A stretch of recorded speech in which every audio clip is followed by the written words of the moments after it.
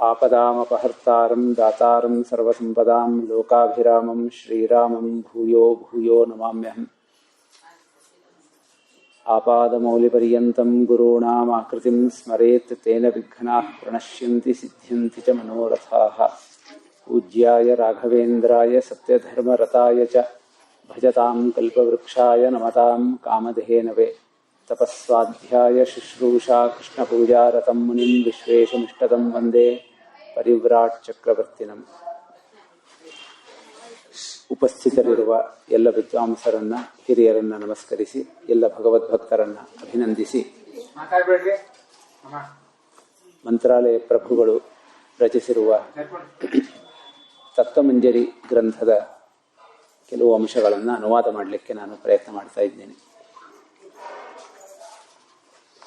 ರಾಘವೇಂದ್ರ ಸ್ವಾಮಿಗಳವರ ಮಹತ್ವ ಅದ್ಯ ಶ್ರೀ ರಾಘವೇಂದ್ರಾತ್ ವಿಲಸತಿ ಫಲಿತಃ ಮಧ್ವ ಸಿದ್ಧಾಂತ ಶಾಖಿ ಅಂತ ಗುರುಗುಣಸ್ತವನದಲ್ಲಿ ಅದರ ವಾದೀಂದ್ರ ತೀರ್ಥರು ವರ್ಣನೆ ಮಾಡಿದ್ದಾರೆ. ಅದರ ಶಬ್ದಕ್ಕೆ ಅರ್ಥ ಏನು ಬರುತ್ತೆ ಅಂತಂದರೆ, ಹಿಂದಿನವರೆಲ್ಲ ಬೀಜ ಬಿತ್ತಿದ್ರು, ಬೆಳೆಸಿದರು. ಇವತ್ತು ರಾಘವೇಂದ್ರ ಸ್ವಾಮಿಗಳಿಂದ ಮಧ್ವ ಸಿದ್ಧಾಂತ ಎಂಬ ಮರ ಫಲ ಕೊಡ್ತಾ ಇದೆ ಅಂತ. ಅದು ಒಂದು ತಮ್ಮ ಗುರುಗಳನ್ನ ವರ್ಣನೆ ಮಾಡಿದ್ದಾರೆ ಅಂತ ಅನಿಸುತ್ತೆ. ಅದರ ಜೊತೆಗೆ ನನಗೆ ಅದಕ್ಕೆ ಅನಿಸುವಂತಹ ಅರ್ಥ ಏನು ಅಂತಂದ್ರೆ, ಒಂದು ಫಲ ಕೊಡೋದು ಅಂತಂದ್ರೆ, ಗಿಡ ಮರ ಎಲೆಗಳನ್ನ ಯಾರು ತಿನ್ಲಿಕ್ಕಾಗಲ್ಲ, ಫಲವನ್ನ ಎಲ್ಲರೂ ತಿನ್ನಬಹುದು. ಹಾಗೆ ಕಟ್ಟ ಕಡೆಯ ವ್ಯಕ್ತಿಯ ತನಕ ತತ್ವಜ್ಞಾನ ಸಿಕ್ಕಾಗ ಆ ವೇದಾಂತ ವೃಕ್ಷದ ಫಲ ಸಿಕ್ತು ಅಂತ ಅರ್ಥ. ಹಾಗೆ ರಾಘವೇಂದ್ರ ಸ್ವಾಮಿಗಳವರ ಗ್ರಂಥಗಳ ಕ್ವಾಂಟಿಟಿ, ಕ್ವಾಲಿಟಿ ಮತ್ತು ವೆರೈಟಿ, ಅವರು ಎಷ್ಟು ತರಹದ ಗ್ರಂಥಗಳನ್ನು ಬರೆದಿದ್ದಾರೆ, ಯಾವ್ಯಾವ ಥರ ಬರೆದಿದ್ದಾರೆ ಅನ್ನೋದನ್ನು ನೋಡಿದಾಗ ಅದು ಅರ್ಥ ಆಗುತ್ತೆ.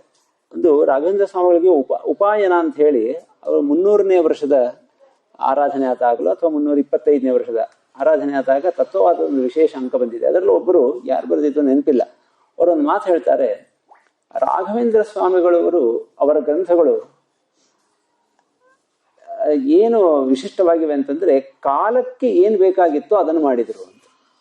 ರಾಘವೇಂದ್ರ ಸ್ವಾಮಿಗಳಿಗೆ ಗೌರವ ಸಲ್ಲಿಸೋದು ಅಂತಂದ್ರೆ, ಈ ಕಾಲಕ್ಕೆ ಏನ್ ಬೇಕೋ ಅದನ್ನು ಮಾಡ್ರಿ. ಯಾಕಂದ್ರೆ ರಾಘವೇಂದ್ರ ಸ್ವಾಮಿಗಳು ಆ ಕೆಲಸ ಮಾಡಿದ್ದಾರೆ. ಯಾವ ಗ್ರಂಥಕ್ಕೆ ಯಾವ ಥರದ ವ್ಯಾಖ್ಯಾನ ಬೇಕಾಗಿತ್ತೋ ಆ ಥರದ ವ್ಯಾಖ್ಯಾನ ಮಾಡಿದ್ದಾರೆ.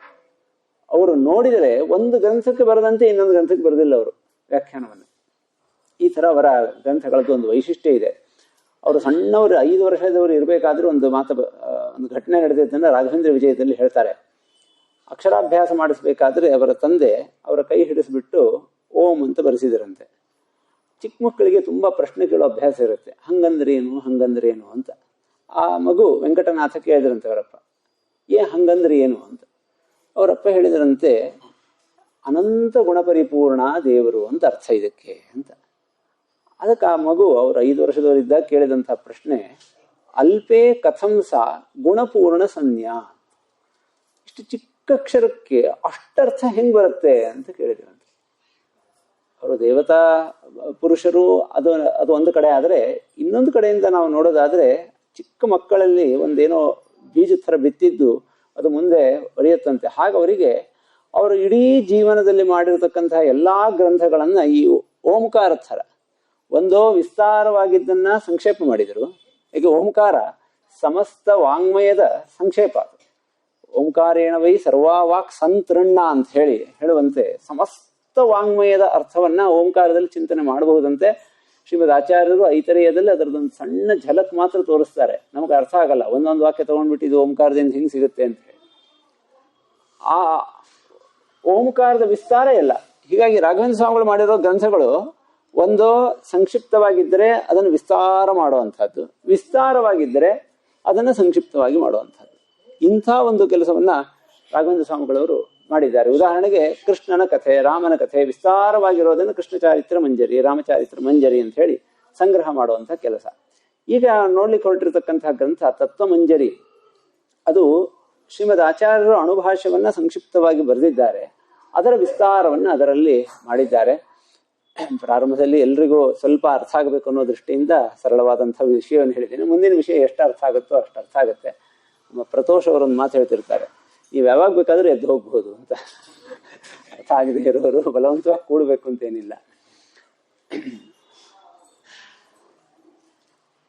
ಶ್ರೀಮದ್ ಆಚಾರ್ಯರ ಒಂದು ವೈಶಿಷ್ಟ್ಯ, ಅವರು ಬ್ರಹ್ಮಸೂತ್ರ ಭಾಷ್ಯದಲ್ಲಿ ಒಂದು ಕಡೆ ಒಂದು ಸೂತ್ರಕ್ಕೆ ವ್ಯಾಖ್ಯಾನವನ್ನು ಮಾಡ್ತಾ ಹೇಳ್ತಾರೆ, ಭಗವಂತನನ್ನು ತಿಳಿಯಲಿಕ್ಕೆ ವೇದಾನ್ ಸಾಂಗಾನ್ ಸ ಪುರಾಣಾನ್ ಸೇತಿಹಾಸಾನ್ ಸಯುಕ್ತಿಕಾನ್ ಸ ಪಂಚರಾತ್ರಾನ್ ಅಧೀತ್ಯ, ಇಷ್ಟನ್ನು ಓದಿದಾಗ ಭಗವಂತನ ಜ್ಞಾನ ಬರುತ್ತೆ ಅಂತ ತಿಳಿಸ್ತಾರೆ. ಅದರಲ್ಲಿ ಸಯುಕ್ತಿಕಾನ್ ಅಂತ ಹೇಳ್ತಾ, ಯುಕ್ತಿ ನಾವು ಏನು ಹೇಳ್ತೀವಿ ಏನು ಮಾಡ್ತೀವಿ ಅದರಲ್ಲಿ ಚೆನ್ನಾಗಿ ಪ್ರಶ್ನೆ ಮಾಡಿ ಅದಕ್ಕೆ ಉತ್ತರ ಪಡಿಬೇಕು. ಆ ಪ್ರಶ್ನೆ ಉತ್ತರ ಮಾಡತಕ್ಕಂಥ ಪ್ರಕ್ರಿಯೆಯನ್ನು ಮನನ ಅಂತ ಕರೆದಿದ್ದಾರೆ. ಅದಕ್ಕೆ ಸಹಾಯ ಮಾಡತಕ್ಕಂಥ ಗ್ರಂಥ ಅದು ಬ್ರಹ್ಮಸೂತ್ರಗಳು.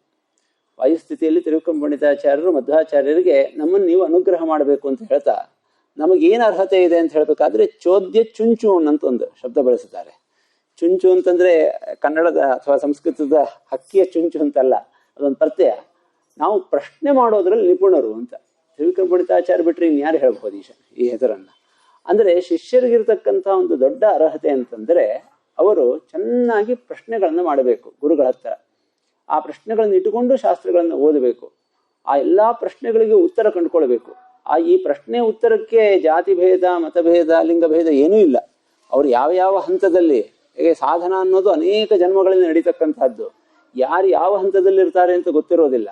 ಅದರಿಂದ ಅವರ ಒಳಗೆ ಯಾವ ಪ್ರಶ್ನೆಗಳಿರ್ತವೆ ಅಲ್ಲಿಂದ ಆ ಬೇಸಿಕ್ ಪ್ರಶ್ನೆಗಳಿವೆ, ಏನು ಪ್ರಶ್ನೆಗಳಿವೆ ಅದನ್ನ ಇಟ್ಕೊಂಡು ಅದನ್ನ ಹುಡುಕುವಂತಹ, ಆ ಪ್ರಶ್ನೆಗಳಿಗೆ ಉತ್ತರಗಳನ್ನು ಕಂಡುಕೊಳ್ತಕ್ಕಂತಹ ದಾರಿಯಲ್ಲಿ ನಡೀತಾ ಇರಬೇಕು. ಯಾವತ್ತು ಉತ್ತರ ಸಿಗುತ್ತೆ. ಈ ಹಿನ್ನೆಲೆ ಒಳಗೆ ಈ ಬ್ರಹ್ಮಸೂತ್ರಗಳು ಅದರ ವೈಶಿಷ್ಟ್ಯ ಅಂತಂದ್ರೆ, ವಿದ್ಯಾಮಾನ್ಯ ತೀರ್ಥರು ಪರಮಗುರುಗಳವರು ಹೇಳ್ತಾ ಇದ್ರು, ಚೆನ್ನಾಗಿ ಬ್ರಹ್ಮಸೂತ್ರಗಳನ್ನು ಓದಿದರೆ ಉತ್ತರ ಸಿಗದೇ ಇರತಕ್ಕಂತಹ ಪ್ರಶ್ನೆಗಳೇ ಉಳಿಯಲ್ಲ. ಎಲ್ಲಾ ಪ್ರಶ್ನೆಗಳಿಗೂ ಚೆನ್ನಾಗಿ ಓದ್ಬೇಕು. ಅದಕ್ಕೆ ಬ್ರಹ್ಮಸೂತ್ರಗಳನ್ನ ಚೆನ್ನಾಗಿ ಓದಿದರೆ ಅಲ್ಲಿ ಒಂದಲ್ಲ ಒಂದು ಕಡೆ ಒಂದು ಬೇರೆ ಬೇರೆ ಪ್ರಶ್ನೆಗಳಿಗೆ ಅಲ್ಲಿ ಉತ್ತರಗಳನ್ನ ಕೊಟ್ಟಿದ್ದಾರೆ ಅಂತ ಅವ್ರು ಹೇಳ್ತಾ ಇದ್ರು. ನಾರಾಯಣ ಪಂಡಿತಾಚಾರ್ಯರು ಯೋಗ ದೀಪಿಕಾದಲ್ಲಿ ಜೀವನದಲ್ಲಿ 3 ಗ್ರಂಥಗಳನ್ನ ತಂದೆಯಾದವನು ಮಗನಿಗೆ ಓದಿಸಬೇಕು ಅಂತ ಹೇಳ್ತಾ, ಜೀವನದಲ್ಲಿ 3 ಗ್ರಂಥಗಳನ್ನು ಓದಬೇಕು ಅಂತ ಹೇಳೋದು. ಒಂದು ಮಹಾಭಾರತ ತಾತ್ಪರ್ಯ ನಿರ್ಣಯ. ಇದರಿಂದ ಸಕಲ ಪುರಾಣ ಇತಿಹಾಸಗಳ ಕಥೆ ಸಂಕ್ಷಿಪ್ತವಾಗಿ ಗೊತ್ತಾಗೋದರ ಜೊತೆಗೆ ಜೀವನದಲ್ಲಿ ಯಾವಾಗ ಹೆಂಗ್ ನಡ್ಕೊಳ್ಬೇಕು ಏನು, ಯಾಕೆ ಎಲ್ಲ ಕಥೆಗಳು ನಮಗೆ ಅದನ್ನು ತಿಳಿಸಿಕೊಡ್ತವೆ, ಹೆಂಗಿರ್ಬೇಕು ಏನ್ ಮಾಡಬೇಕು ಅಂತ. ಇದನ್ನು ಹೇಳ ಬ್ರಹ್ಮಸೂತ್ರ ಭಾಷ್ಯವನ್ನು ಓದಬೇಕು. ಇದರಿಂದ ಜೀವನದಲ್ಲಿ ಓದಬೇಕಾದ್ರೆ ಎಲ್ಲೂ ಗೊಂದಲ ಬರುವುದಿಲ್ಲ. ಇದಕ್ಕೆ ಹೆಂಗ ಅರ್ಥ, ಅಯ್ಯೋ ಇವ್ರು ಹಿಂಗೆ ಹೇಳ್ತಾರೆ, ನಮ್ಮ ಪರಿಸ್ಥಿತಿ ಹೆಂಗಿರುತ್ತೆ ಅಂತಂದ್ರೆ, ಇವತ್ತು ಈ ಮತದವ್ರ ಉಪನ್ಯಾಸ ಕೇಳಿದ್ರೆ ಇದು ಸರಿ ಅಂತ ಅನ್ಸುತ್ತೆ, ಇನ್ನೊಬ್ರು ಯಾರು ರಂಗಾಗಿ ಇನ್ನೊಬ್ರು ಇನ್ನೊಂದು ಉಪನ್ಯಾಸ ಮಾಡಿದ್ರೆ ಇದೇ ಸರಿ ಇದೆಯಲ್ಲ ಅಂತ ಅನ್ಸುತ್ತೆ, ಇನ್ನೊಬ್ರದ್ದು ಇನ್ನೊಂದು ಸರಿ ಇದೆ ಅಂತ ಅನ್ಸುತ್ತೆ. ಆ ಥರದ ಸಮಸ್ಯೆ ಬರದೇ ಇರುವಂತೆ ಚೆನ್ನಾಗಿ ತಿಳಿಯಲಿಕ್ಕೆ ಬ್ರಹ್ಮಸೂತ್ರ ಭಾಷ್ಯವನ್ನು ಓದಬೇಕು. ಒಂದು ಹಂತದಲ್ಲಿ ಜ್ಞಾನ ಅದು ಬರ್ತಾ ಇದ್ದ ಹಾಗೆ ಪಡೆದ ಜ್ಞಾನವನ್ನು ಎಲ್ಲಿ ವಿನಿಯೋಗ ಮಾಡಬೇಕು, ಅದನ್ನು ಹೆಂಗೆ ಬಳಸ್ಕೊಳ್ಬೇಕು ಅನ್ಲಿಕ್ಕೆ ತಂತ್ರಸಾರ ಸಂಗ್ರಹವನ್ನು ಓದಬೇಕು ಅಂತ. ಹೀಗೆ 3 ಗ್ರಂಥಗಳನ್ನು ಜೀವನದಲ್ಲಿ ವಿಶೇಷವಾಗಿ ಅಧ್ಯಯನ ಮಾಡಬೇಕು ಅಂತ ಹೇಳ್ತಾರೆ. ಅಂತಹ ಒಂದು ಗ್ರಂಥ ಬ್ರಹ್ಮಸೂತ್ರ ಭಾಷ್ಯ. 222 ಅಧಿಕರಣಗಳಿರ್ತಕ್ಕಂತಹ ವಿಸ್ತಾರವಾದಂತಹ ಗ್ರಂಥ. ಅದನ್ನ ಒಂದು 24-25 ಶ್ಲೋಕಗಳಲ್ಲಿ ಶ್ರೀಮದ್ ಆಚಾರ್ಯರು ಸಂಗ್ರಹ ಮಾಡಿ ಕೊಟ್ಟಾಗ ಅದನ್ನ ಅರ್ಥ ಮಾಡ್ಕೊಳ್ಳೋದು ತುಂಬಾ ಕಷ್ಟ ಆಗತ್ತೆ. ಇವತ್ತಿನವರೆಗೂ ಕೂಡ ಆನ್ ದ ರೆಕಾರ್ಡ್ ಅಂತಾರ ಅಣುಭಾಷ್ಯಕ್ಕೆ ರಾಘವೇಂದ್ರ ಸ್ವಾಮಿಗಳವರ ವ್ಯಾಖ್ಯಾನ ಅದು ಇಲ್ಲದೆ ಹೋದರೆ ಅದನ್ನು ನಾವು ಸರಿಯಾಗಿ ಅರ್ಥ ಮಾಡ್ಕೊಳ್ಳೋದು ತುಂಬಾ ಕಷ್ಟ ಇದೆ. ಅವರ ವ್ಯಾಖ್ಯಾನದ ಒಂದು ಸ್ವಾರಸ್ಯ, ಅವರ ಕ್ರಮ, ಅದನ್ನ ನಾನು ನೋಡಿದಂತಹ 1-2 ಭಾಗ. ಅದನ್ನ ಪುಸ್ತಕ ಇರಲಿಲ್ಲ, ಒಂದು ಮೊಬೈಲ್ ತಂದಿದ್ದೆ. ಇವತ್ತು ಮೊಬೈಲ್ ಗಾಡಿ ಒಳಗಿಟ್ಟು ಕೀನು ಇಟ್ಟು ಹಾಕಿ ಬಂದ್ಬಿಟ್ಟಿದೆ. ಅಲ್ಲ ಇರ್ಲಿ, ಕನ್ನಡಕ ಎಲ್ಲನೂ ಇರಲಿ. ಅದರಿಂದ ಎಷ್ಟು ನೆನಪಿದೆ ಅಷ್ಟು ನೆನಪಿದ್ದೇನೆ. ತೃತೀಯಾಧ್ಯಾಯದ ವಿಷಯವನ್ನು ಸಂಗ್ರಹ ಮಾಡಬೇಕಾದ್ರೆ ಅಲ್ಲಿ ದ್ವಿತೀಯ ಪಾದದಲ್ಲಿ ಭಕ್ತಿಪಾದ ಅಂತ ಅದಕ್ಕೆ ಹೆಸರು.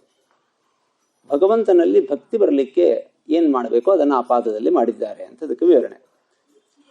ಭಕ್ತಿ ಬರಲಿಕ್ಕೆ ಏನ್ ಮಾಡಬೇಕು, ಅದಕ್ಕೆ ಭಗವಂತನ ಮಹಿಮೆಯನ್ನ ಕೇಳಬೇಕು. ಒಬ್ಬ ವ್ಯಕ್ತಿಯೊಳಗೆ ಭಕ್ತಿ ಬರಬೇಕಂದ್ರೆ ಅದರಲ್ಲಿ 2 ಅಂಶ ಸೇರಬೇಕಾಗತ್ತೆ.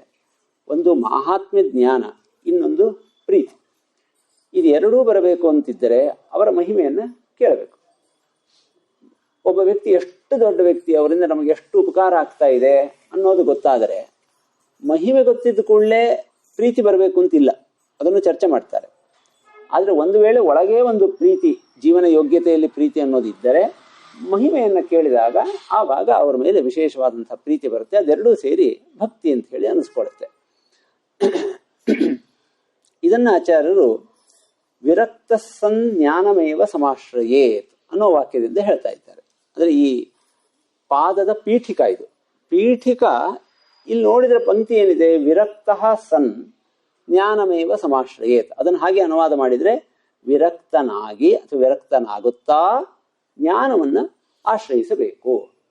ವಿರಕ್ತರ ಲಕ್ಷಣ ಏನು ಅಂದರೆ ಅವರಿಗೆ ಹೊರಗಿನ ಆಡಂಬರ, ದುಡ್ಡು ಇದರ ಕಡೆ ಗಮನ ಕಡಿಮೆ ಆಗಿಬಿಡುತ್ತೆ. ಅವರಿಗೆ ಜ್ಞಾನವನ್ನು ಪಡಿಬೇಕು, ಓದಬೇಕು, ತಿಳಿಬೇಕು ಅಂತ ಇದರ ಕಡೆನೇ ಗಮನ ಹೋಗುತ್ತೆ. ವೈರಾಗ್ಯದ ಲಕ್ಷಣ ಜ್ಞಾನ, ಪ್ರೀತಿ. ಇದು ಈ ಪಂಕ್ತಿಯ ಅರ್ಥ. ಆದರೆ ಈ ಪಂಕ್ತಿ ಏನು ಹೇಳ್ತಾ ಇದೆ ಅಂತ ಹೇಳ್ತಾರೆ ಅಂತಂದ್ರೆ, ಭಕ್ತಿ ಬರಬೇಕು ಅಂತಿದ್ದರೆ ಭಗವಂತನ ಮಹಿಮೆಯನ್ನು ತಿಳಿಬೇಕು ಅಂತ. ಇದು ಇದಕ್ಕೆ ಹೆಂಗೆ ಸಂಬಂಧ, ಈ ವಾಕ್ಯದಿಂದ ಬರೋದು ಹೆಂಗೆ ಅಂತಂದ್ರೆ, ಅದಕ್ಕೆ ಮೊದಲನೇದಾಗಿ ಅಲ್ಲಿ ವಿರಕ್ತ ಸನ್ ಜ್ಞಾನಮೇವ ಸಮಾಶ್ರಯೇತ್ ಅಂತಿದೆ.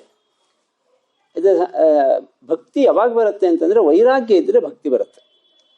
ವಿಪರೀತ ಜಗತ್ತಿನೊಳಗೆ ಆಸಕ್ತಿ ಇದ್ದರೆ ಭಕ್ತಿ ಬರ್ಲಿಕ್ಕೆ ಸಾಧ್ಯ ಇಲ್ಲ.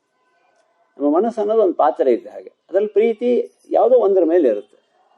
ಜಗತ್ತಿನ ಮೇಲೆ ಪ್ರೀತಿ ಇದ್ರೆ ಭಗವಂತನ ಮೇಲೆ ಪ್ರೀತಿ ಬರಲ್ಲ. ಭಗವಂತನ ಮೇಲೆ ಪ್ರೀತಿ ಬರಬೇಕು ಅಂತಿದ್ರೆ ಜಗತ್ತಿನ ಮೇಲೆ ವೈರಾಗ್ಯ ಬರಬೇಕು. ಹಾಗಾದ್ರೆ ಇದು ವಿರಕ್ತ ಸನ್ ಜ್ಞಾನಮೇವ ಸಮಾಶ್ರಯೇತ್ ಅಂತಿದೆಯಲ್ಲ, ಜ್ಞಾನ ಅನ್ನೋ ಶಬ್ದಕ್ಕೆ ಜ್ಞಾನ ಸಹಿತ ಸ್ನೇಹ. ಹಾಗಾದ್ರೆ ನೀವು ವೈರಾಗ್ಯವಂತರಾಗಿ ಭಕ್ತಿಯನ್ನ ಪಡಿಬೇಕು. ಭಕ್ತಿಯನ್ನು ಪಡಿಬೇಕಾದ್ರೆ ಮಹಾತ್ಮ ಜ್ಞಾನವನ್ನ ಗಳಿಸ್ಬೇಕು. ಅದು ಈ ವಾಕ್ಯಕ್ಕೆ ಹಿಂಗೆ ಅರ್ಥ ಬರುತ್ತೆ ಅಂತಂದ್ರೆ, ರಾಯರು ಸಾಲಂಕಾರಕ ಕಾವ್ಯ ನಾಟಕ ಕಲಾ ಕಾಣಾದ ಪಾತಂಜಲ ತ್ರಯರ್ಥ ಸ್ಮೃತಿ ಜೈಮಿನೀಯ ಕವಿತಾ ಸಂಗೀತ ಪಾರಂಗತಃ ಅಂತ ಹೇಳಿ ಇಷ್ಟು ಶಾಸ್ತ್ರಗಳಲ್ಲಿ ತಲಸ್ಪರ್ಶಿ ಪಾಂಡಿತ್ಯ ಇತ್ತು ಅವರಿಗೆ. ಅಂದರೆ ಹಿಂಗೆ ಕೂತಲ್ಲೇ ಇಡೀ ವ್ಯಾಕರಣದ ಯಾವ ವಿಷಯ ಬೇಕಾದರೂ ಹೇಳುವಂಥದ್ದು, ಮೀಮಾಂಸಾ ಹೇಳುವಂಥದ್ದು, ಅಲಂಕಾರ ಶಾಸ್ತ್ರ ಹೀಗೆಲ್ಲ ಇದೆ. ಹೀಗಾಗಿ ಅವರಿಗೆ ಎಲ್ಲಿ ಯಾವುದು ಬೇಕೋ ಅದು ಚೆನ್ನಾಗಿ ನೆನಪಾಗ್ತಾ ಇತ್ತು. ನಮಗೆ ಸ್ವಲ್ಪ ಸಂಸ್ಕೃತದಲ್ಲಿ ಗೊತ್ತಿದ್ದವರಿಗೆ ಇಲ್ಲಿ ಸನ್ ಅಂತ ಶಬ್ದ ಪ್ರಯೋಗ ಮಾಡಿದ್ದಾರೆ. ಇದು ಶತ್ರುಪ್ರತ್ಯಯಾಂತವಾದಂತಹ ಶಬ್ದ. ಅಂದರೆ ಹೋಗುತ್ತಾ ಅಂತ ಸಂಸ್ಕೃತದಲ್ಲಿ ಹೇಳಿಕೆ ಗಚ್ಚನ್ ಅಂತ ಅಂತ ಬರುತ್ತೆ. ಸಂಸ್ಕೃತದಲ್ಲಿ ಅತಿ ಹೆಚ್ಚು ಬಳಕೆಯಲ್ಲಿರುವಂತಹ ಶಬ್ದಗಳಲ್ಲಿ ಇದು ಒಂದು ಶತ್ರುಪ್ರತ್ಯಯಾಂತವಾದಂತಹ ಶಬ್ದ. ಈಗ ಕಾಶೀಂ ಗಚ್ಚನ್, ಕಾಶಿಗೆ ಹೋಗುತ್ತಾ ಏನು ಎಲ್ಲ ಸಿದ್ಧತೆ ಮಾಡ್ಕೊಳ್ತಾನೆ, ಧನಂ ಅರ್ಜಯತಿ ಅಂತ ಹೇಳಿದರೆ ಅದಕ್ಕೆ ಕಾಶೀಂ ಗಚ್ಚನ್ ಹೋಗುತ್ತಾ ಅಂತ ಹೇಳ್ತೀವಲ್ಲ. ಇದಕ್ಕೊಂದು ವಿಶೇಷವಾದಂತಹ ಅರ್ಥ ಇದೆ.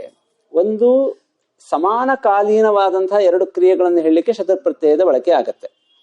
ಅಂದ್ರೆ ಗ್ರಾಮಂ ಗಚ್ಚನ್ ತೃಣಂ ಸ್ಪೃಶತಿ, ಹೋಗ್ತಾ ಅದನ್ನು ಮುಟ್ಟುತ್ತಾನೆ ಅನ್ನೋದು ಎರಡು ಕ್ರಿಯೆಗಳನ್ನ ಏಕಕಾಲದಲ್ಲಿ ಹೇಳಿದ್ದಾರೆ. ಇಂಗ್ಲಿಷ್ನಲ್ಲಿ ING, ಕಾಶಿಗೆ ಹೋಗುತ್ತಾ ದೇವರಿಗೆ ನಮಸ್ಕಾರ ಮಾಡ್ತಾನೆ ಅಂತ ಹೇಳಿದ್ರೆ ಏಕಕಾಲದಲ್ಲಿ ಎರಡು ಕ್ರಿಯೆ ನಡಿಬೇಕಾದ್ರೆ ಹೇಳೋದು. ಆದರೆ ಅಷ್ಟೇ ಅಲ್ಲದೇನೆ ಲಕ್ಷಣ ಹೇತ್ವೋಹೋ ಕ್ರಿಯಾಯಾಮ್ ಅಂತ ಹೇಳಿ ಒಂದು ಸೂತ್ರ ಇದೆ.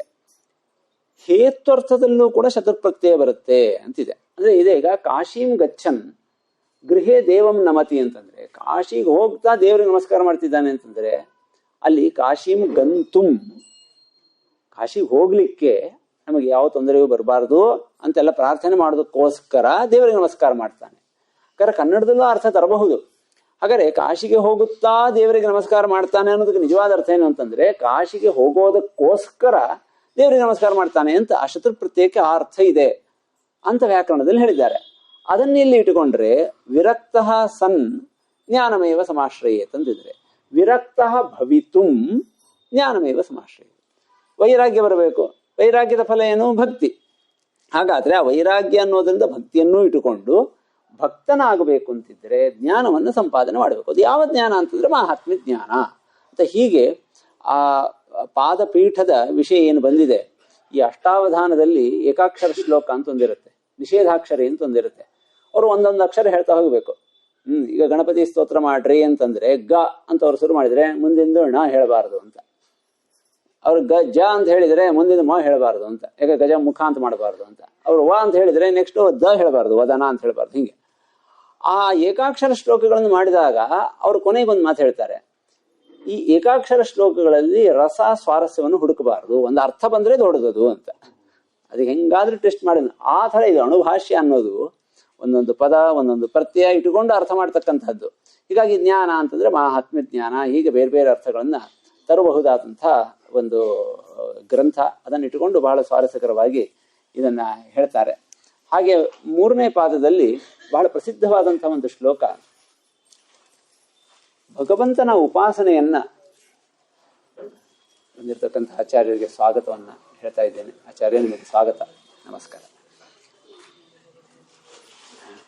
ಸಚ್ಚಿದಾನಂದ ಆತ್ಮೇತಿ ಮಾನುಷೈಸ್ತು ಸುರೇಶ್ವರೈ ಯಥಾಕ್ರಮಂ ಬಹುಗುಣೈ ಬ್ರಹ್ಮಣಾತು ಅಖಿಲೈರ್ಗುಣೈ ಅಂತ ಭಗವಂತನನ್ನ ಕಣ್ಣು ಮುಚ್ಚಿ ಧ್ಯಾನ ಮಾಡಬೇಕಾದ್ರೆ ಅಲ್ಲಿ ಅವನ ಗುಣಗಳನ್ನು ಸ್ಮರಣೆ ಮಾಡಬೇಕು. ಅವುಗಳಲ್ಲಿ ಈ 4 ಗುಣಗಳನ್ನು ಭಗವಂತ ಸ್ವಾಮಿ, ಎಲ್ಲರಿಗೂ ಸ್ವಾಮಿಯಾಗಿದ್ದಾನೆ, ಸತ್ ನಿರ್ದುಷ್ಟನಾಗಿದ್ದಾನೆ, ಜ್ಞಾನರೂಪನಾಗಿದ್ದಾನೆ, ಆನಂದ ರೂಪನಾಗಿದ್ದಾನೆ. ಈ 4 ಗುಣಗಳನ್ನ ಏಕಕಾಲದಲ್ಲಿ ಅದನ್ನು ಚಿಂತನೆ ಮಾಡಲಿಕ್ಕೆ ಪ್ರಯತ್ನ ಮಾಡಬೇಕು. ಭಾವದೀಪದಲ್ಲಿ ಅವರು ಉಪಾಸನ ಅಂತ ಹೇಳಿದ ಉಪಸಂಹಾರ ಅನ್ನೋ ಶಬ್ದಕ್ಕೆ ಏಕಬುದ್ಧ್ಯುಪಾರೂಢತ್ವಂ ಅಂತ, ಏಕಕಾಲದಲ್ಲಿ 4 ಗುಣಗಳು ನಮ್ಮ ಬುದ್ಧಿಗೆ ಬರಬೇಕಂತೆ. ಅದನ್ನ ಉಪಸಂಹಾರ ಅಂತ ಹೇಳಿ ಕರೀತಾರೆ. ಇದಕ್ಕೆ ಪ್ರಯತ್ನ ಮಾಡಬೇಕು. ಯಾಕೆ ಈ 4 ಗುಣಗಳನ್ನು ಹೇಳಿದ್ದಾರೆ ಅಂತ ವಿಚಾರ ಮಾಡ್ತಾ ಬ್ರಹ್ಮಸೂತ್ರ ಭಾಷ್ಯದಲ್ಲಿ ಅದನ್ನ ಹೇಳಿದ್ದಾರೆ. ಫಲಸಾಮ್ಯ ಇರೋದರಿಂದ, ಅಂದ್ರೆ ಮೋಕ್ಷದಲ್ಲಿ ಏನ್ ಬೇಕಾಗಿದೆಯೋ ಅದನ್ನು ಉಪಾಸನೆ ಮಾಡಬೇಕು. ಅದಕ್ಕೋಸ್ಕರ ಈ 4 ಹೇಳಿದ್ದಾರೆ. ಮೋಕ್ಷ ಅಂದ್ರೆ ಏನು? ಆನಂದ ಸಿಗಬೇಕು, ಆನಂದದ ಜ್ಞಾನ ಆಗಬೇಕು. ಬರೀ ಆನಂದ ಆದ್ರೂ ಉಪಯೋಗ ಇಲ್ಲ, ಆನಂದದ ಜ್ಞಾನ ಆಗಬೇಕು. ಹೀಗಾಗಿ ಭಗವಂತನನ್ನ ಜ್ಞಾನ ರೂಪ ಆನಂದ ರೂಪ ಅಂತ ಚಿಂತನೆ ಮಾಡಬೇಕು. ಇನ್ನು ಮೋಕ್ಷದಲ್ಲಿ ಯಾವ ದೋಷವೂ ಇರೋದಿಲ್ಲ. ನಿರ್ದುಷ್ಟತಾ ಅನ್ನೋ ಸ್ಥಿತಿ ಬರಬೇಕಾದ್ರೆ ಭಗವಂತನನ್ನ ನಿರ್ದೋಷ ಅಂತ ಹೇಳಿ ಚಿಂತನೆ ಮಾಡಬೇಕು. ಇನ್ನು ಭಗವಂತ ನಮ್ಮನ್ನು ಸ್ವೀಕಾರ ಮಾಡಬೇಕಲ್ಲ, ನಮ್ಮಿಂದ ವಿಶೇಷ ಸಾಧನೆ ಮಾಡಿಸ್ಬೇಕು. ಎಲ್ಲಾರನ್ನೂ ಸೃಷ್ಟಿ ಮಾಡ್ತಾನೆ, ಅದು ಬೇರೆ ವಿಷಯ. ನಮ್ಮನ್ನು ವಿಶೇಷವಾಗಿ ಮೋಕ್ಷದ ಕಡೆ ಕರ್ಕೊಂಡು ಹೋಗ್ಬೇಕು ಅಂತಂದ್ರೆ ನಾವು ಅವನನ್ನ ಸ್ವಾಮಿ ಅಂತ ಹೇಳಿ ಚಿಂತನೆ ಮಾಡಬೇಕು. ಆವಾಗ ಅವನು ನಮ್ಮನ್ನ ದಾಸ ಅಂತ ಹೇಳಿ, ನಮ್ಮವನು ಯಮೇ ವೈಶವೃಣತೆ ತೇನ ಲಭ್ಯ ಅಂತ ಸ್ವೀಕಾರ ಮಾಡಿ ವಿಶೇಷವಾಗಿ ಸಾಧನೆ ಮಾಡಿಸ್ತಾನೆ ಅಂತ. ಹೀಗೆ ಈ 4 ಗುಣಗಳನ್ನ ಚಿಂತನೆ ಮಾಡಬೇಕು ಅಂತ ಹೇಳಿದ್ದಾರೆ. ಈ ವಾಕ್ಯದಲ್ಲಿ ಅದು ಹೇಗೆ ಸಿಗುತ್ತೆ ಅಂತ ವಿಚಾರ ಮಾಡ್ತಾ ಯಥಾಕ್ರಮಂ ಅನ್ನೋ ಶಬ್ದದಿಂದ ಈ ವಿಷಯ ಸಿಗುತ್ತೆ ಅಂತ ಹೇಳ್ತಾರೆ. ಕ್ರಮವನ್ನ ಅನುಸರಿಸಿ ಈ 4 ಗುಣವನ್ನು ಉಪಾಸನೆ. ಕ್ರಮ ಏನು? ಮೋಕ್ಷ ಕ್ರಮ. ಮೋಕ್ಷದಲ್ಲಿ ಇವನ್ 4 ಸಿಗಬೇಕಾಗಿದೆ, ಈಗ 4 ಸಿಗಬೇಕಾಗಿದೆ, ಅದರಿಂದ ಸಿಗಬೇಕಾಗಿದೆ ಅಂತ. ಹೀಗೆ ಆ ಇಡೀ ಪ್ರಕರಣವೇ ಬಹಳ ಸುಂದರವಾದಂತಹ ಅನೇಕ ಅಧಿಕರಣಗಳಿರ್ತಕ್ಕಂತಹ ಒಂದು ಭಾಗ. ಬ್ರಹ್ಮಸೂತ್ರ ಭಾಷ್ಯ ಅಕಸ್ಮಾತ್ ಯಾರಾದರೂ ಸುಲಭವಾಗಿ ಓದಬೇಕು ಅಂತಿದ್ರೆ ಮೊದಲು 3ನೇ ಅಧ್ಯಾಯದ 3ನೇ ಪಾದದಿಂದ ಓದಬೇಕು. ಆಚಾರ್ಯರು ಕೂಡ ಆ ಭಾಗದಲ್ಲಿ ವಿಶೇಷವಾಗಿ ಅರ್ಥವನ್ನೆಲ್ಲ ಅನುವ್ಯಾಖ್ಯಾನದಲ್ಲಿ ಬರೆದಿದ್ದಾರೆ. ಬಹಳ ಸುಂದರವಾದಂತಹ ಒಂದು ಭಾಗ. ಅಲ್ಲಿ ಬಂದಿರತಕ್ಕಂಥ ಪ್ರತಿಯೊಂದು ಅಧಿಕರಣದ ವಿಷಯವನ್ನೂ ಕೂಡ ಇದರಲ್ಲಿ ಹೇಳ್ತಾ ಹೋಗ್ತಾರೆ. ಅಲ್ಲಿ ಬಂದಿರತಕ್ಕಂಥ ಇನ್ನೊಂದು ವಿಷಯವನ್ನು ಹೇಳಿಬಿಟ್ಟು ನಾನು ಮುಗಿಸ್ತೇನೆ. ಅಲ್ಲಿ ಭಗವಂತನನ್ನ 4 ಗುಣ ಅಂತಂದ್ರೆ ಅದರ ಜೊತೆಗೆ ಭೂಮ ಅಂತ ಭಗವಂತನನ್ನು ಉಪಾಸನೆ ಮಾಡಬೇಕು. ಭೂಮ ಅಂದ್ರೆ ಪೂರ್ಣ ಅಂತ ಹೇಳಿ. ಭಗವಂತನನ್ನ ಜ್ಞಾನಮಯ ಅಂತ ಅಷ್ಟೇ ಅಲ್ಲ, ಪೂರ್ಣ ಜ್ಞಾನ. ಆನಂದ ಅಂದ್ರೆ ಪೂರ್ಣ ಆನಂದ.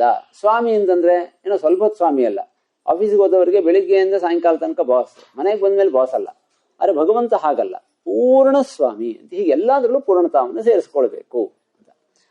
ಆ ಪೂರ್ಣತಾ ಅನ್ನೋದು ಒಂದೇನೋ ಬೇರೆ ಬೇರೆ ಥರನೋ ಅಂತ ನೆಕ್ಸ್ಟ್ ಒಂದು ಜಿಜ್ಞಾಸೆ ಇದೆ. ಈಗ ಬ್ರಹ್ಮದೇವರು ಪೂರ್ಣ ಅಂತ ತಿಳ್ಕೊಳ್ಳೋದಕ್ಕೂ ನಾವೆಲ್ಲ ಪೂರ್ಣ ಅಂತ ತಿಳ್ಕೊಳ್ಳೋದಕ್ಕೂ ವ್ಯತ್ಯಾಸ ಇದೆಯೋ ಇಲ್ಲವೋ ಅಂತ ಪ್ರಶ್ನೆ. ಪೂರ್ಣತಾಲ ಏನು ವ್ಯತ್ಯಾಸ? 1 ಲೋಟ ಫುಲ್ ಆಗಿದೆ ಅನ್ನೋದಕ್ಕೆ ಯಾರು ಹೇಳಿದ್ರು ಅದು ಫುಲ್ಲೇ ತಾನೆ. 1 ಲೋಟ ಫುಲ್ ಆಗಿದೆ ಅನ್ನೋದು ದೊಡ್ಡವ್ರಿಗೊಂಥರ ಹುಲ್ಲು, ಚಿಕ್ಕವ್ರಿಗೊಂಥರ ಹುಲ್ಲು, ಚಿಕ್ಕ ಮಗುವಿಗೊಂಥರ ಹುಲ್ಲು ಅಂತ ಏನಾದ್ರೂ ಇದೆಯಾ ಅಂತ ಪ್ರಶ್ನೆ. ಅದಕ್ಕೆ ಬ್ರಹ್ಮಸೂತ್ರದಲ್ಲಿ ಅದು ತೀರ್ಮಾನ ಮಾಡಿರ್ತಕ್ಕಂಥದ್ದು ಇಲ್ಲ, ಅದರಲ್ಲೊಂದು ತಾರತಮ್ಯ ಇದೆ ಅಂತ. ಶಬ್ದ ಅನುಮಾ ತಥೈವಾಕ್ಷಂ ಯೋಗ್ಯತಾ ಭೇದತಃ ಕ್ರಮಾತ್ ಜ್ಞಾಪಯಂತಿ ಅಂತ. ಒಂದೇ ಎಲ್ಲರೂ ನೋಡ್ತಾ ಇರಬಹುದು, ಆದರೆ ಒಬ್ಬೊಬ್ಬರಿಗೆ ಬರತಕ್ಕಂಥ ಜ್ಞಾನ ವ್ಯತ್ಯಾಸ ಇದೆ. ಇಲ್ಲೊಂದು ಮೈಕ್ ಇದೆ, ನಮಗೆ ಮೈಕ್ ಅಂತ ಕಾಣ್ತಾ ಇದೆ, ಅದ್ರ ಬಣ್ಣ ಕಾಣ್ತಾ ಇದೆ, ಇಷ್ಟೇ. ಇಲ್ಲಿ ಯಾರಿಗೆ ಅವರು ಇಂಜಿನಿಯರ್ ಇರ್ತಾರೆ, ಸೌಂಡ್ ಸಿಸ್ಟಮ್ ಅಲ್ಲೇ ಅವ್ರು ಪರಿಣತರಿರ್ತಾರೆ, ಅವ್ರಿಗೆ ಅಕಸ್ಮಾತ್ ಇದೇ ಮೈಕ್ ನೋಡಿದ್ರೆ ಇಷ್ಟೇ ನಮಗ್ ಬರೋಷ್ಟೇ ಜ್ಞಾನ ಬರುತ್ತಾ? ಅದರಲ್ಲಿ ಇನ್ನೇನೇನೇನೇನೋ ಜ್ಞಾನ ಬರುತ್ತೆ. ಹೀಗಾಗಿ ಒಬ್ಬ ವ್ಯಕ್ತಿಗೆ ಯಾವುದೇ ಪ್ರಮಾಣ ಜ್ಞಾನದಂದು ಕೊಡೋದು ಅವರ ಹಿನ್ನೆಲೆಯ ಮೇಲೆ ತುಂಬಾ ವ್ಯತ್ಯಾಸವನ್ನೆಲ್ಲ ಮಾಡಿ ತಂದುಕೊಡುತ್ತೆ. ಹೀಗಾಗಿ ಬ್ರಹ್ಮದೇವರು ಭಗವಂತನನ್ನ ಪೂರ್ಣ ಜ್ಞಾನ ಉಳ್ಳವನು ಅಂತ ಚಿಂತನೆ ಮಾಡೋದಕ್ಕೂ ನಾವು ಮಾಡೋದಕ್ಕೂ ಅಜಗಜಾಂತರ ವ್ಯತ್ಯಾಸ ಇದೆ. ಇದನ್ನ ಈ ವಾಕ್ಯ ಹೇಗೆ ಹೇಳುತ್ತೆ ಅಂತಂದ್ರೆ, ಯಥಾಕ್ರಮಂ ಬಹುಗುಣೈ ಅಂತ. ಆ ಯಥಾಕ್ರಮಂ ಅನ್ನೋದು ಉಪಾಸ್ಯ ಅನ್ನೋದಕ್ಕೆ ಇಟ್ಕೊಂಡ್ರೆ ಒಂದರ್ಥ, ಯಥಾಕ್ರಮಂ ಬಹು ಅಲ್ಲಿಗನ್ವಯ ಮಾಡಿಬಿಟ್ರೆ ಅವರವರ ಯೋಗ್ಯತಾನುಸಾರ ಬಹುತ್ವವನ್ನ ತಿಳ್ಕೊಳ್ಳಿಕ್ಕೆ ಸಾಧ್ಯ ಇದೆ ಅಂತ. ಹೀಗೆ ಅಣುಭಾಷ್ಯದ ಅರ್ಥವನ್ನ ಬಹಳ ಹೃದಯಂಗಮವಾಗಿ ರಾಘವೇಂದ್ರ ಸ್ವಾಮಿಗಳವರು ತಿಳಿಸಿಕೊಟ್ಟಿದ್ದಾರೆ ಅನ್ನೋದನ್ನ ಯಥಾಶಕ್ತಿ ಇಲ್ಲಿ ಅನುವಾದ ಮಾಡಿ ಒಂದು ವಿಷಯವನ್ನು ಹೇಳಬೇಕು. ಇವರ ಫೋನ್ ನಂಬರ್ ನಾನು ರೆಕಾರ್ಡ್ ಮಾಡ್ಕೊಂಡಿರೋದು ರಾಮಚಂದ್ರ ಪವನ್ ರಿಪೋರ್ಟ್ ಅಂತ. ಅದೇನು ರಿಪೋರ್ಟ್ ಅಂತ ಅರ್ಥ ಆಗದೆ ಇರ್ಬೋದು. ವಿದ್ಯಾಪೀಠದಲ್ಲಿ ದುರ್ಗಾ ಪ್ರತಿಷ್ಠೆ ಆದಾಗ ಒಂದು ಹೇಳಿಕೆ ಕೊಟ್ಟಿದ್ದೆ, ಇದಕ್ಕೆಲ್ಲ ರಿಪೋರ್ಟ್ ಮಾಡಲಿಕ್ಕೆ ಅದನ್ನು ಕನ್ನಡದಿಂದ ಅನುವಾದ ಮಾಡಿ ಇಂಗ್ಲೀಷ್ಗೆ ಹಾಕಿ ಅದನ್ನೆಲ್ಲ ರಿಪೋರ್ಟ್ ಮಾಡ್ಲಿಕ್ಕೆ ಸಹಾಯ ಬೇಕು, ಅದಕ್ಕೆ ಯಾರು ಬರ್ತೀರಿ ಅಂತ ಬಂದಾಗ ಮುಂದೆ ಬಂದವರು ಇವರು. ಆತರ ದುರ್ಗಾದೇವಿಯ ಆ ವರದಿ ಮಾಡಿದ್ದಕ್ಕೆ ಮುಂದೆ ಏನಾಯ್ತು ಅಂತಂದ್ರೆ, ಅವರು ಪಾಠಕ್ಕೆ ಕೇಳಿದಾಗ ಇವ್ರ ಫೋನ್ ನಂಬರ್ ಕೊಟ್ಟಿದ್ದು ನಾನು ನೆಕ್ಸ್ಟ್. ಹೀಗಾಗಿ ಇವತ್ತು ಇಲ್ಲಿ ತನಕ ನಾನು ಎಲ್ಲೂ ಕೇಳಿದೆ, ಈ ತರ ಯಾರ್ಯಾರೋ ಕೇಳ್ತಿರ್ತಾರೆ, ಅವ್ರಿಗೆ ಇವ್ರು ಹಚ್ಚಿಕೊಡೋದು ಇವ್ರಿಗೆ ಹಚ್ಚಿಕೊಡೋದು ಅಂತ ಇರುತ್ತೆ. ಆದ್ರೆ ಇಷ್ಟು ನಿರಂತರ, ಎಷ್ಟು ವರ್ಷ ಆಯ್ತು? 16 ವರ್ಷಗಳಿಂದ ಫೋನ್ ಮೇಲೆ ಇಷ್ಟು ನಿರಂತರವಾಗಿ ಒಬ್ಬ ಗುರುಗಳನ್ನ ಹಿಡಿದು, ಹಾಗೆ ಎಲ್ಲೋ ಹಳ್ಳಿಯಲ್ಲಿ ಕೂತಿದ್ದಾರೆ ಅಂತ ಯೋಚನೆ ಮಾಡಿದೆ, ನಮಗಿಂತಲೂ ಹೆಚ್ಚು ಪಾಠ ಪ್ರವಚನ ಇವರು ಮಾಡ್ತಾ ಇದ್ದಾರೆ, ಅದನ್ನು ಒಪ್ಪಬೇಕಂತ. ನಮಗಿಂತಲೂ ವಿಲಕ್ಷಣವಾದ ವೈವಿಧ್ಯಮಯವಾದಂತಹ ಗ್ರಂಥಗಳನ್ನು ಓದುತ್ತಾ ಅದನ್ನೆಲ್ಲ ಪಾಠ ಮಾಡ್ತಾ ಇದ್ದಾರೆ. ಆ ಒಂದು ಥರದ ಜ್ಞಾನ ಸೇವೆ ಮಾಡಲಿಕ್ಕೆ ಇವರು ಕೂಡ ಕಾರಣರಾಗಿದ್ದಾರೆ. ನಮ್ಮ ಜೀವನದಲ್ಲಿ ಒಂದು ಬಹಳ ಅಪರೂಪದ ಗುರು ಶಿಷ್ಯ ಸಂಬಂಧ, ಅದನ್ನು ನೋಡ್ಲಿಕ್ಕೆ, ಅದನ್ನು ಸಂತೋಷ ಪಡ್ಲಿಕ್ಕೆ, ಅದನ್ನು ಹಂಚಿಕೊಳ್ಳಿಕ್ಕೆ ಇಲ್ಲಿ ಬಂದಿದ್ದಷ್ಟೇ ಅಂತ ಹೇಳ್ತಾ 4 ಮಾತುಗಳು.